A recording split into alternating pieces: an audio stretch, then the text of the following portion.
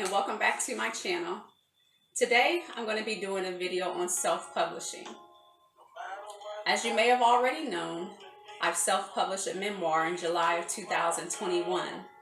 The process took me about 2 years from beginning to write all the way through the publishing, doing some research on the ins and out on the processes.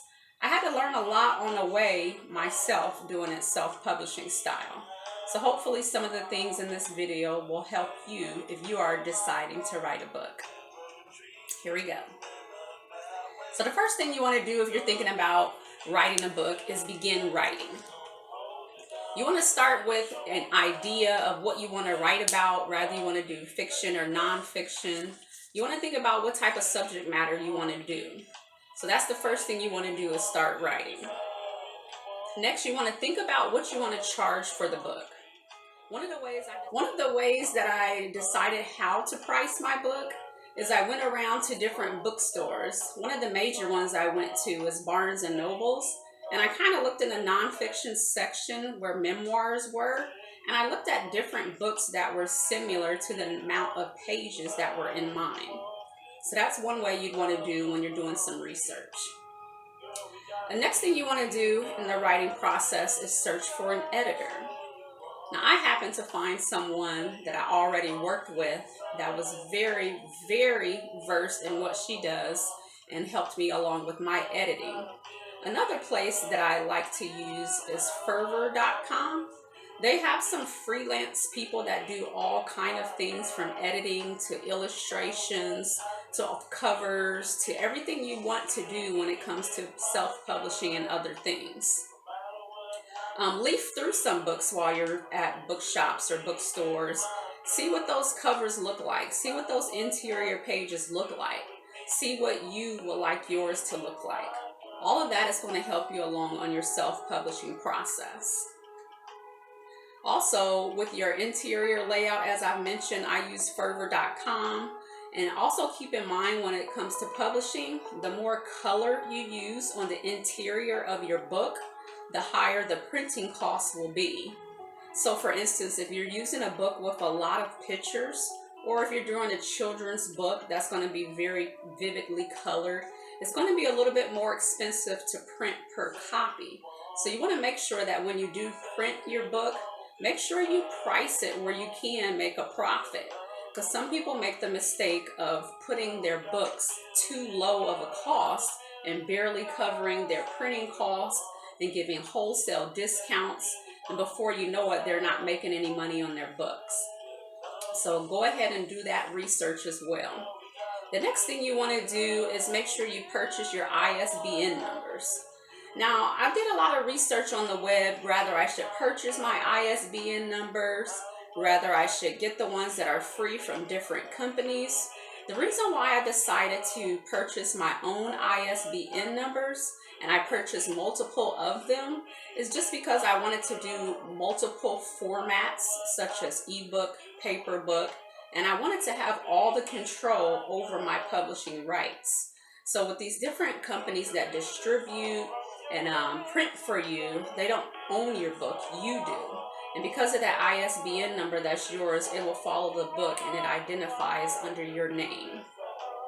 Another thing you want to do if you're at the beginning of the writing process is register for a Pcn number with the Library of Congress. You can get this identifiable Pcn number in order for your book to be in a major system where anybody over anywhere can look up your book by this Pcn number. Now, you're not necessarily needing a Pcn number, but it can come in valuable for many reasons. And I'll put in a link of the Pcn website address so you can do some further research yourself. I've already said you need to decide whether you'll have a hardback, a paperback, an ebook, whether you'll have a digital book. All those different options, audiobooks, all those different options, you're going to need a separate ISBN number. So if you decided to do all of those formats, you're going to need a minimum of 4 ISBN numbers. Now, if you purchase your ISBN numbers in bulk, it's more cost effective. Again, I'll put a link there for the ISBN numbers as well. Now, some of the things that I recommend that you do prior to publishing is create some accounts. You want to make sure you get all the free accounts you can. There's a free author account on Facebook. There's a free author account on Amazon Author. And you too want to decide whether you want to have a website, an author's website. Now, the author's website is not free. You can use different domains and platforms to get that author's website. What you want to spend is just depends on what you want the design to be. Now, I purchased a website prior to publishing so that when I got personal orders, I could ship them myself. Another thing you want to do is make sure that you copyright your book once your manuscript is completed. After all your editing is done, you want to edit your book, edit your book, edit your book. Even after you have your editor read the book, I would recommend you have a second person just read the book and scour it, someone that you trust. See if there's any mistakes, any misspellings, anything that the person would recommend prior to publishing. Because one of the costly mistakes I've made is finding a mistake on the inside after I've uploaded my book to the distributor's site, and I went back and had to pay to create that mistake. So that's something that might help. Another thing you want to do is all of your personal email addresses that you have, you can easily go into the settings after you publish the book and add a signature. In this signature, you want to add, hey, I'm a published author. Here's a link to my book. So that means every email that you send out, you are going to be advertising for the book. So that's something that I recommend you do. Do all the free advertisement that you can. Do your social medias on Twitter, Instagram, Facebook, all those social media platforms that you have anyway. Use those for free advertising.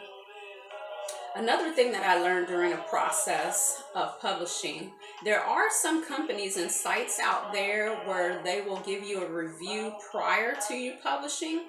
They will look at your manuscript, they will review your book, and put something up on the website that may create some interest out there for people to purchase your book prior to. Now, there's a whole lot of different formats you can publish or distribute through. You can distribute through some of the big hitters, Ingram Spark, Amazon, KDP. There are so many different options that you have out there to upload your book and distribute. You just have to do your homework versus the good, bad, and ugly to use those different account platforms. So we are heading at the end right now. If you want any more information, you can email me at pleasantinvestments123@gmail.com, and I can get you all of this in PDF form. Also, I wanted to mention too, after you've published, you can also create a Goodreads account on Goodreads.com. And also prior to publishing, like I had mentioned earlier, to get some book reviews from different books and magazine companies. Some of those processes require 90 days prior to publishing, and some of those review sites will actually review you after you've published. One of the places that can give you a book review is Barnes and Nobles, and you'll have to do some research on whether it's a good idea to do paid reviews or not. Another good way to get your book out there is to just market. You have to do all the marketing you can in self-publishing. Once you finish publishing your book, the journey is not over there. The hard work actually begins after you finish publishing. You're going to have to market your book, market your book, market your book. This is how you're going to sell. Marketing, getting the word out there, having people put those reviews online so that other people who are looking at your book can see what other readers have thought. So thanks again for watching my video about self-publishing. If you've enjoyed the music playing in the background, it's by G Strings, and I'll put a link in the video as well where you can purchase music from G Strings. Also, you can purchase my book, All the Things That Nobody Told Me, Finding the Extraordinary in My Journey at pleasantinvestments.com. Thanks for watching and have a good one.